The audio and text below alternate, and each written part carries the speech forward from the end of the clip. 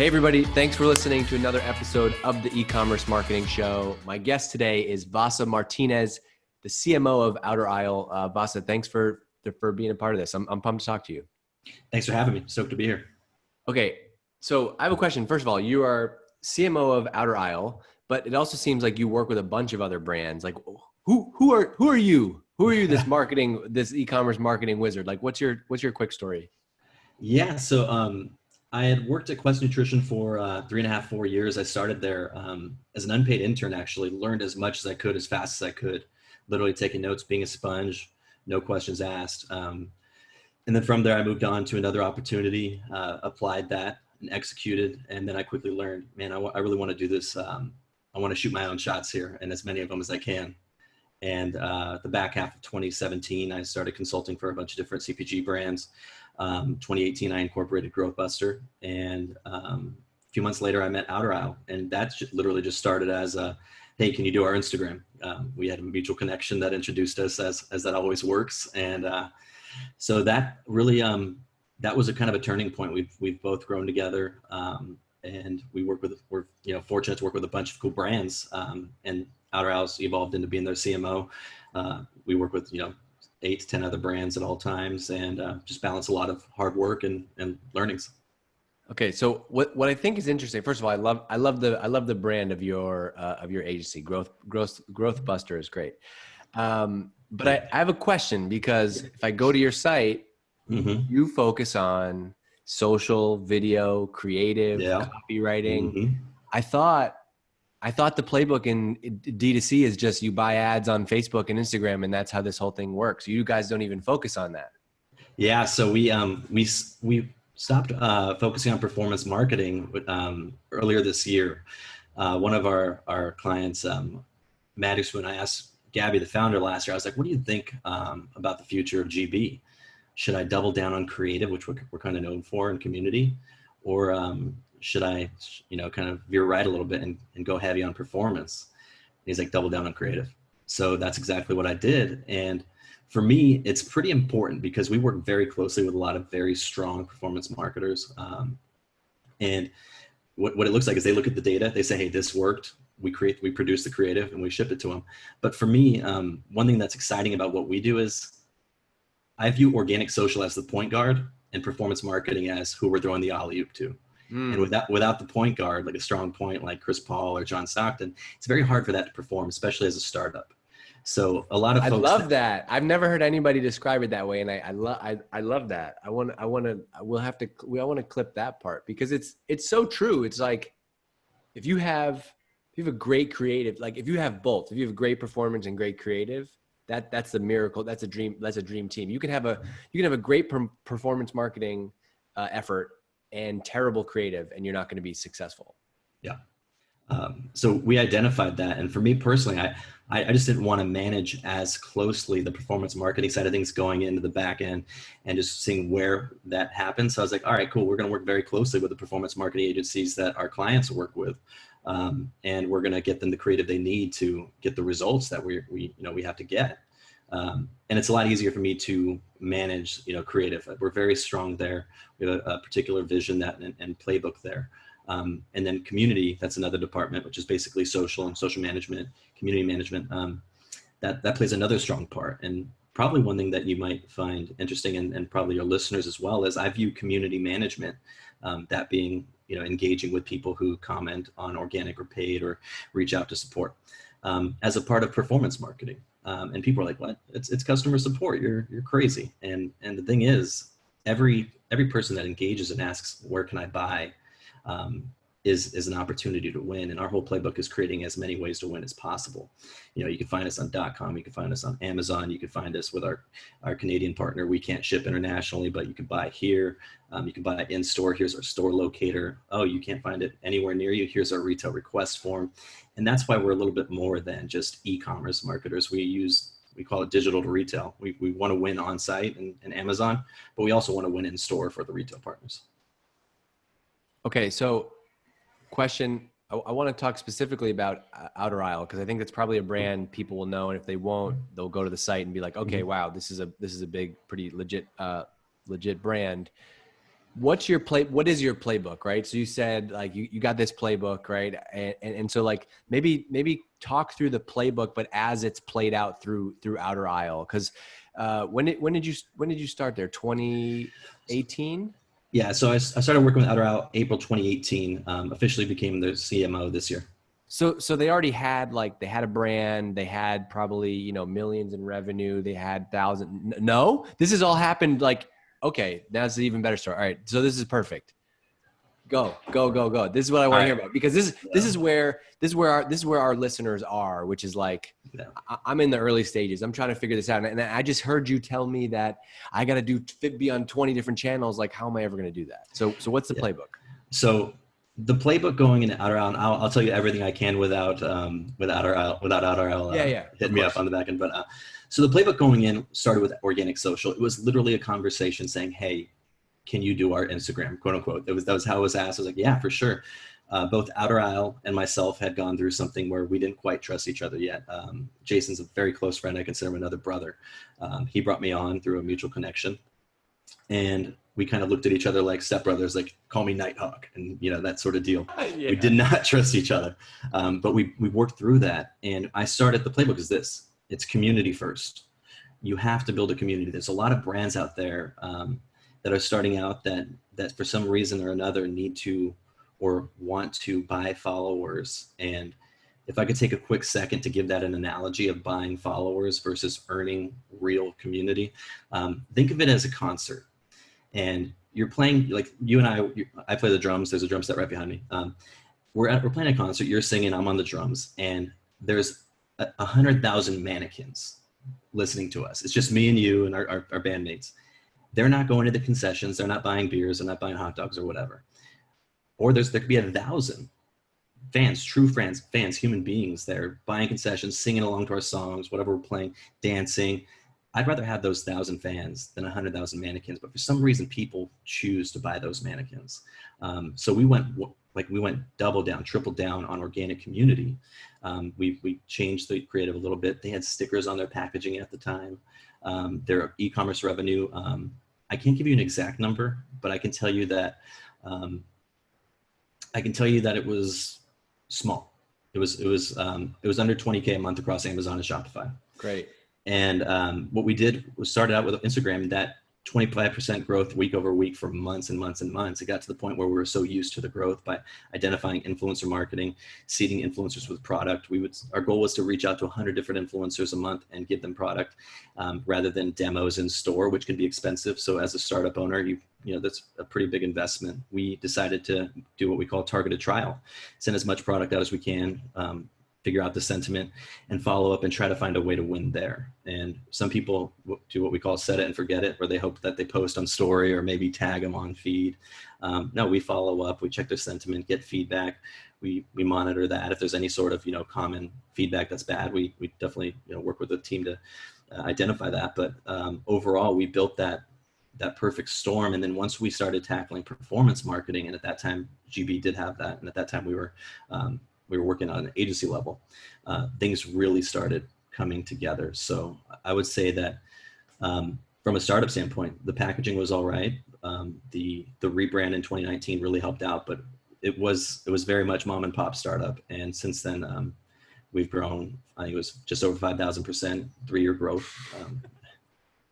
Just over 5,000%. It's a good number. Yeah. So when you so this approach, like, are you actually sitting down and mapping out, like, all right, and like, would you suggest every brand, like if I came to you and I said, hey, here's my brand, I got this idea, I'm going to sell tea, here's what it's going to be. Is the first play literally like map out the 50 to 100 influencers that you want to get this in front of, and that's the launch campaign?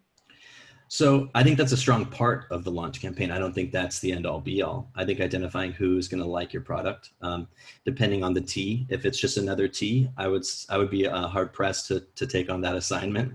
It's going to be tough to be there. Like we don't really work with protein bars anymore because most of my team comes from Quest, and then so. Yeah, I mean, it'd have to have some sort of differentiator, have some sort of problem that it solves. And we find that the bigger problem that it solves, the better a chance of us winning is. But I would say, yeah, identify influencers, identify some creative. It doesn't need to be all studio. If budget's a thing, you know, you can get away with some really cheap UGC content shot from I call UGC shot from an iPhone. It could be literally a photographer with an iPhone. Doesn't need to be expensive. Doesn't need to be, you know, you might not have any fans to begin with, so you're probably not going to have any actual user-generated content to use, but it can be very lo-fi, and that's a good starting point. Depending on the startup, if they're, you know, we've launched 3 brands in the past few years. It's a good place to start, but it cannot be the only thing. I would even say that you don't necessarily need to start with ads unless you're in a place where you can. But organic is for me the backbone to it. So if you don't, all right, well, even if you started with ads, it's a couple channels. People know that, but like, what is where do you recommend people start with organic? Because I think that we hear from a lot of people that it's like, it's overwhelming, right? You got a website, you got email lists, you got, you know, YouTube, Facebook, Instagram. Like where do you focus, and how do you figure that out? So I focus mainly on Instagram to start. I always monitor where things are going. There was a time where I was monitoring TikTok. Is that going to be the place where we move everything? It ended up for me not being that. Can you just make the quick argument for Instagram, by the way? Like, why is that the place for people that might not feel that way? Like, why are you betting there, and why should you think about it? For me, Instagram, its original use was for photography, for photographers to have a couple built-in filters. People go there to consume quick content. It has evolved into something where people go there to find cool brands, to be part of the culture. And if you can fit into that seamlessly and be relatable, it's a place you could win a lot easier than Facebook. Facebook, nobody's going to see you. Pinterest, cool. Attribution's a little bit tougher. That's my argument. All right. And so I'm going to pick Instagram, and I'm going to say, all right, this is where I'm going to commit to. I'm going to post, you know, 3-4 times a week. What does the creative process look like? Because even if I'm going to just shoot with an iPhone, I probably should still sit down and like head into the week and map out like what I'm going to do, or else I'm just going to be another idiot just posting pictures on an Instagram account. Yeah. So one of the biggest downfalls I see is that brands don't identify what their content pillars are. And taking that and zooming that out a little bit further is they don't really understand what their reason for being is. And once you knock that out and have that anchor, you can start being consistent with your messaging. What are our RTBs, or what are our reasons to believe? So what's like, give them an example. Like what is that? What are the content pillars for like Outer Isle as a brand? So its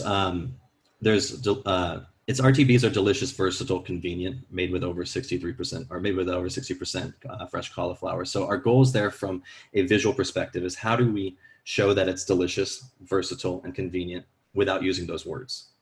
So think of it as your hands tied behind your back. You can't have a caption. So going into creative direction, you want to identify, how do we say that this is delicious without a caption? How do we say this is versatile? You could use it for tacos. You could use it for lasagna. You could use it for all of these different things without using a caption. How do you say that it's convenient, that it's ready in under 10 minutes without using a caption? How do you say that it's made with fresh cauliflower without using a caption? And that's one content pillar. Once you can tie that all together with a caption or copy, then you're in a pretty damn good place because it's very clear.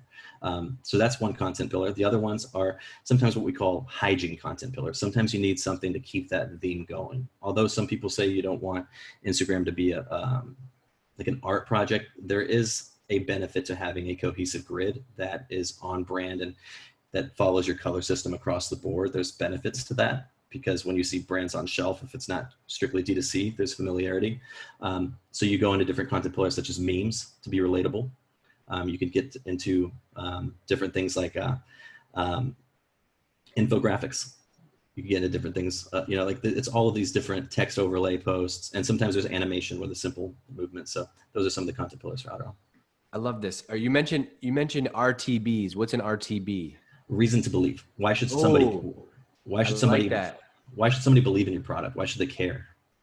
Okay, so let's give people an exercise, right? So if you're listening to this and you are unsure, either you're unsure of your RTBs or you've just never like sat down and like codified and like written them down, because there's huge value in just like having this and being like, oh, I'm going to work with an agency. Here's our RTBs, right? So like the exercise should be go out and do them. Do you have a recommended like format? Is it like 2 to 3, 2-3 bullets on a page, 3 slides? Like how do you actually go and do it? I usually ask brands that we work with, if your brand was a Netflix show, what would that one sentence say? What's your log line? And that helps them out. And then when you go from there, you can pick 3 words that are those things that you go across the board. So we identified with a PR agency, and we kind of crowdsourced Outer Hours RTBs. So I would say this, your version of your brand's RTBs are going to be yours, but that's not going to be it. It's going to be what your community tells you they are, and that's what you're eventually going to evolve to. Yeah, and those are things probably evolve over time. Like, if you're getting all this user-generated content, whatever you want to call it, those things are going to change based on what's happening. Yeah. Okay, so what do you like? How have you built in like this rhythm from a creative perspective? Because I've seen like, I see how it can be easy to come up with a great idea and launch something, but like, how often are you coming up with campaigns? Is it like, hey, we're meeting and we're gonna map out the campaigns for the quarter, or the week, or the month? Like, how often do you actually like come with those creative hits? So I find that I think that campaigns are evergreen, and for us, they're monthly for every single brand. There's not like, you'll have the Nikes, you'll have the Coca-Colas with the names, and that's like a campaign. But for me, with most brands we work with, they're a startup, they're getting going, they don't have the revenue to go really deep across the board. So for me, our editorial calendars, or basically our shot lists of how to plan ahead, is really where we build out those campaigns. It's basically just planning. It's a planning game, especially with social and building community, similar to performance marketing or driving people to your site with ads, or whatever people want to call it. It's all planning ahead and watching and listening, for me at least. And we have 10 editorial calendars running at the same time. We have to get them in by the 15th, produce the back half of the month, deliver by the 1st, execute, plan the grid, and get going. That's pretty wild. I like the idea of thinking, even if you're small, like even if you're an entrepreneur doing this for yourself, I like the idea of like thinking, I wrote down shot lists because I like the idea of like thinking about like, what are our shot lists? Like, even if you're just starting out today, like you can have that mindset, and it's going to make you feel like a bigger brand and force you to like, I make this mistake as a marketer today. Like, oh shoot, there's a great holiday coming up. Like, Exactly. For you guys, like, oh, National Burger Day is coming up in 2 months. So we got to know that. We got to have that written down. So we have that for the entire year. And some of those will play into different thematic micro campaigns for email. Like, some of them will play really, really hard, and you can search hashtag usages for some of them. Maybe, we'll use Outer Hours example. Maybe National Enchilada Day isn't going to be too big of a conversation to join via a hashtag because there's only 700 usages, but National Hamburger Day historically has performed because everyone's talking about that. National Pizza Month in October, you should have that planned ahead with your content. Those sorts of things, if you lay them out in a marketing calendar and split it up by different channels like organic, social, performance, email, PR, whatever it may be, really lend a hand. And the best part is the cost of it is your time.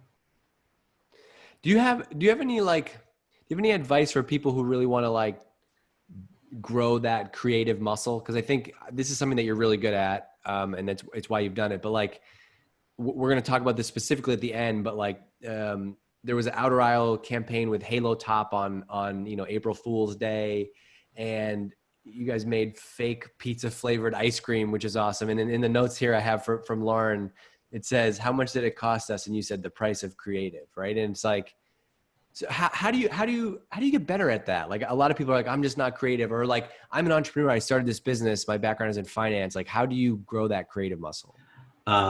So real quick, that wasn't with Outer Aisle, but we'll give Outer Aisle the credit. It was 2017 is with a past stop that I was at. I reached out to my best friend. He's our VP of growth at GB. And Danny, he was at Halo Top. He left Quest to be the director of marketing there. And I was like, hey, what are you doing for April Fool's Day? And he was like, I don't know, what are you doing? I was like, let's do a fake pepperoni pizza pie. And we reached out to our agency, who was our old creative director at Quest. We got the full mock-up. We sent it to Good Morning America. Our head of marketing at the time had a connect there. It made the show, that whole deal. It was the cost of creative. I forget the recap that we did, but it was huge from like a qualitative level. I don't know what it did on site, but how do you practice that? For me, I like looking at other industries. We have different practices with different teammates. So it's gonna be different for everybody on your team, or maybe for yourself. We have people that like sports on our team, and I have them follow certain sports accounts and watch how they apply their content pillars and try to identify what content pillar that is. And then the practice is, how would you take that and apply that to a brand and have that speak to the R2Bs? And that for me is like a puzzle. Some people like crosswords, some people like, word searches, some people like Sudokus. I like taking things in other industries and applying them to CPG, specifically to support D2C. Tech is another good one. I think everyone's that's observing everywhere. If you can try to take different examples of creative that you like, but don't quite know why, and try to make that apply to your industry, I think that creativity is endless, even if you don't view yourself as a creative. I love that, because marketing is about curiosity. And so the more you're curious about, like, even if you don't like sports, but maybe your friend or spouse or partner or roommate does, you can think like, well, you're all in the people business, whether you sell food or technology or software, right? And so it's like, hey, why are people reacting to that campaign, right? Like, and then, oh, okay, interesting, because it's rooted in this. So what could our version of that? It's all rooted in people, understanding people. Yeah, 100%. There's a lot of fun examples out there. A lot of these smaller sports accounts that share different fun memes, they don't get a lot as much respect or love as they deserve. Like, they do split screens with like the heart on each side, double tap the side that you like, just different fun things like that. Trying to call the action to the save button, because that matters the most right now. So there's always innovative people out there. You don't always need to look in CPG. In fact, if you do, you might start looking like the same brand, across the board. It gets weird. So I would say, look in other industries. I'm a big fan of like the cosmetic industry. I think they do some really beautiful things. I look at sports and, meme accounts for different kind of engaging, relatable content pillars. I would say observe and study. ABL is always be learning internally. Love it. Okay, let's shift to email a little bit. Email, probably the most important channel for any business, period. But interesting thing about your work is that you don't outsource any of your email, which is like typically when we talk to brands, they're like, oh, we use so-and-so and they do this agency for us. But you brought all email in-house. Can you take me through some of the, like, what's in your top 2 or 3 email recipes that every brand should have? So if you ask yourself this question as a startup brand, is this email trending, relevant, or convenient? Every time you send an email, it will do well. So we sent out what I call like micro thematic campaigns based around our editorial calendars, bringing back up the example of National Pizza Month or National Hamburger Day. Those have been historically some of our highest performing e-commerce days. If there is a hook to that day in that email, a reason for it to perform, it will. Sometimes it's attached to a promo. Sometimes it's not. And the goal is for me, at least, I go really light on acquisition coupon codes or acquisition discounts or percentages, so I can go heavier on the campaigns to reward those folks who are part of our house file. So that's one thing I don't outsource it right now. We're working with a web dev agency at Outer Isle. They're going to be taking over more of the creative for it, and they'll follow our calendar. Our strategy with second passes, final passes, creating a little bit of scarcity to perform better. They'll follow those strategies. But overall, I think it's following a calendar, being trending, relevant, or convenient will lead you the right way. I love it. You're like the perfect podcast guest for something like this, because you're like just filled with like little 3-word. You got your RTBs, you got your TRC, you got your little analogies to remember, which is actually really helpful, right? There's like there's one of my favorite books on copywriting is called The Copywriter's Handbook by Bob Bly, and he has the 4 U's for like headlines, and he says urgent, unique, ultra specific, and useful. And basically, like, if you write those down, you try to give yourself like a point for each time you use one of those. And I like that, because it's like, hey, if you don't know where to start, I'm going to write down, trending, relevant, convenient. And I'm going to say, hey, here's a playbook for email, right? Or I'm going to say, we need a reason to believe. Like, this is awesome. I just wrote my note up there on that right now. I got a whiteboard up top. I got mine in case people think that I'm lying during this. Nice. Okay. So what are the biggest mistakes that you see? So you, like, if you use Outer Isles as an example, right? You get in there, they're doing like, $20,000 a month in sales. what are typically the biggest mistakes that people make at that stage that prevent them from scaling? Um, I'm fortunate to have worked with a lot of brands, and sometimes I see it. Trying to do too much too fast. For me, man, I speak in too many acronyms and analogies now, but now that you mention it, but marketing's a video No, game. it's good. I don't want you to make you self-conscious of it. It's Yeah. perfect. This is like the marketer's dream that we can take this content. It's great. Marketing's a video game to me. First level of Zelda, you have a wooden sword and a wooden shield. And then as you progress in the game, you start firing lasers from it. And, the big bosses, things get tougher. You get better weapons and armor. People don't view it that way. And if you simplify it enough, it starts opening up the world a bit for you. Focus on something first, dial it in, bring on the next thing, dial it in, bring on the next thing, dial it in. Obviously, while you're doing more activities, implementing more tactics and strategies, you're probably going to want to bring on more people. That's up to you how you do that. But at the end of the day, it's keeping it simple and learning. Honestly, most of the stuff that I've done and that I do now, I picked up by either asking somebody, hey, what do you think about this? Googling. But the best part is I just did. I did, and sometimes I fell on my face, and I was like, awesome, that's not going to happen again. But if you just do it and you'll find out. There's no way you're not going to find out. And even if you win, people are going to ask you questions about it. So what's the difference? It's so true. Like the whole level thing. Like I think a lot of people get caught up on like hey, should we be doing, brand awareness, unaided lift surveys right now? It's like, well, how many customers do you have? Like that you're still in the wooden shield, wooden sword phase. Like, yeah. And do you believe in the framework of like, 2 offers, 2 channels? Like, how do you think about the mix of those things? I try not to get in too many recipes. I kind of feel it out. When I think that there needs to be an offer, I do it. What I will say across the board is this. One of the downfalls, I think that's one of the starting questions, this beginning question was that, is I think too many people lead with too many offers. Here's a 40% discount for your email, or here's $25 off for your email. But what's going to happen when you add subscription? Are you going to offer them $80 off? Are you going to offer them 90% off? The more people are engaged with your brand, the more the offer should be and the more evergreen they should be, whether it's 15% subscription. So I look at it that way. How much am I giving up front, and then how much are rewarding on the back? And I'd much rather be more generous on the back end with those loyal people. Well, and I mean, you did that. So you're not just, you're backing that up, right? So like in the outer aisle example, you built the community first and then you layer on offers, and guess what's going to work better? Where if you come offer first and you have nobody to sell to. Yeah. And people get used to those as well. They get really used to them. Okay.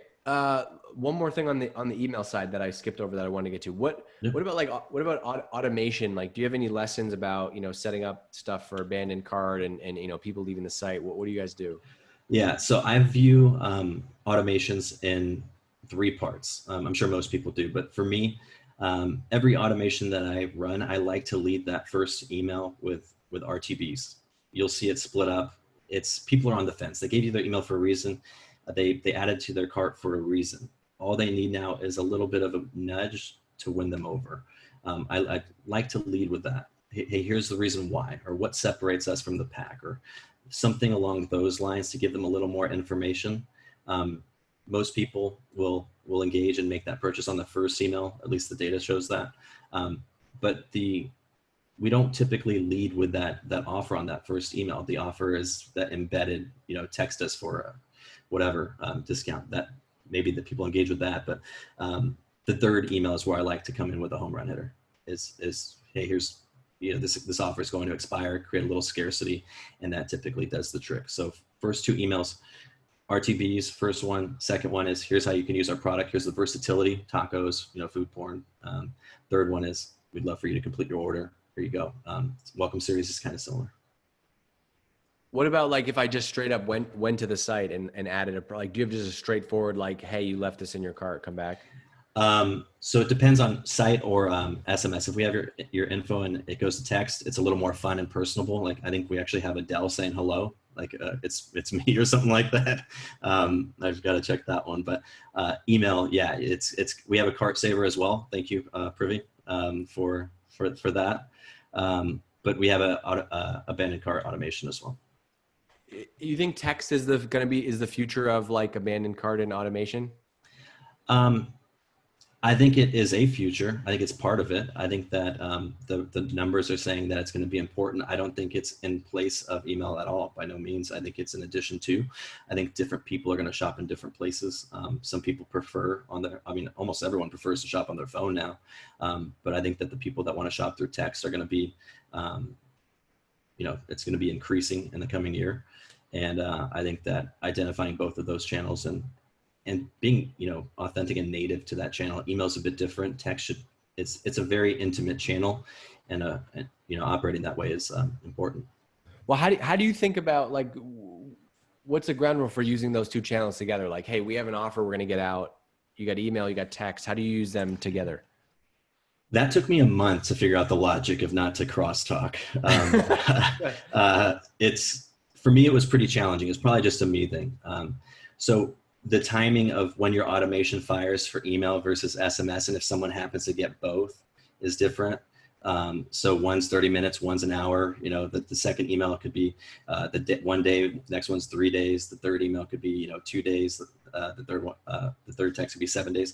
It all depends on observing and listening to your brand, and that's obviously going to change. If I start seeing people like, hey, stop texting me, stop emailing me, we're going to adjust those. And we obviously look at the data in terms of open rates.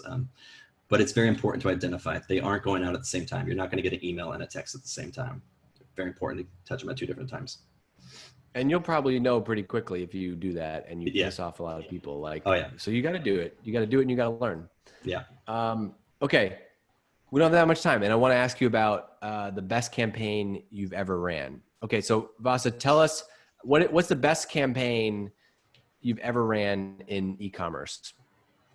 So I'm not going to go with the Halo Top example because we went over that already. And that was awesome. But that was more of a qualitative thing. Like, this is how many impressions we got. We don't report on impressions.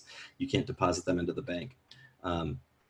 I would say the most No, you can't. That's a good reminder. It's a good reminder about what matters in this world. Sales. Thank you. Yeah. So I would say one of the most impactful things we do is our influencer programming. It's not necessarily a specific campaign with a specific flight, but for me, getting product in people's hands is the best way to know if you have a winner or not. And if you can do that consistently without getting hate mail or text like, hey, this is trash, you're in a good place. And if you're solving a problem with food or whatever it may be that you're producing, the best way to find out is through that. Now, if you're creating a mattress that costs $500, you probably can't send out 100 of those a month. I get that. But there's ways to show if it works with, whether it's an affiliate program or those sorts of things. So my favorite campaign, the best campaign for me, is sending 100 influencer kits out, attaching each one with a affiliate code, and see what those do from an e-commerce level, but also see what that does to a social following, and then measuring how many influencer giveaways you get, how many followers you get, those sorts of things. I would say that's my favorite campaign because it's what we do every day. And it's probably not the answer that is the most like, hey, we did $50,000 in an hour. But for me, it's the most important because we're a community first agency and we're a community first. I'm a community first marketer. I like this one because it's not a specific example, but it's a playbook. It's like you could package up this framework and go and try and do this for your brand. And whatever the industry is, there's going to be influencers. Just real quick, because we hadn't touched on this part. How do you go and find the right influencers? Because that part can seem overwhelming, especially if you're in, every industry is going to be super crowded. So I'm going to go with how to do it for free without obviously your time. I want level 1. I want Zelda right. wooden sword level. All right. So go to a brand that is in the same space. And if you're on your phone, and even if you're on desktop, there'll be a little down arrow. And when you click that down arrow, there'll be suggested profiles. If you look at the people that are there, you'll probably identify who's following that brand, who likes that brand, who engages with brands like that the most. You'll find a lot of people there. It's a good place to start. Typically, if you're creating a business, you have a good network to begin with. That's square one, is who's in your network, even if it's family, as long as they're giving you authentic advice. It's a good place to start. If you have investors, send it to them, ask them for 10 of their friends, scale it out that way. But from a evergreen standpoint and from a free standpoint, I would look at suggested followers. I would look at hashtag usages of what you're looking at. I've done that heavily when I first started GBOut. Who's using these certain hashtags? Reach out to the influencer. You can't say the same exact thing every time with your outreach. It has to be personal. Like, hey, I saw you had a kid 3 months ago. Congratulations. I'd love for you to try this product. I think you might like it. And maybe drop a few RTVs in there. But if you do that over and over and over again, it may not be scalable today, but at the end of the day, you're not going to be doing that when you're doing 100 million or a million, you know? Yeah, I love it. And that's scalable. That starts with you while you're watching Netflix on your phone, looking at related accounts. You can learn. Yeah. All right, Vasa Martinez, this was awesome. I really appreciate it. Want to give a quick plug for your stuff before we wrap up, because I was going to do it, but I don't have the link, so you do it. Yeah. So Outer Isle is at Outer Isle Gourmet on Instagram, outerilegourmet.com. If you're looking to check out the website and test our flows, let me know if you catch anything. Growthbuster is growthbuster.com. We're at Growthbuster on IG. We also have Needs Pop, which is just the creative division, and that's Needs Pop Studio on IG, needspop.com. Awesome. Thanks for doing it. And thank you, everybody, for listening to this episode. If you liked it, leave us a review. Say hey to me, say hey to Vasa, and appreciate the RTBs, the TRCs, and all the good stuff that we learned today about marketing. I appreciate it. Thank you. You got it. Thank you. See ya.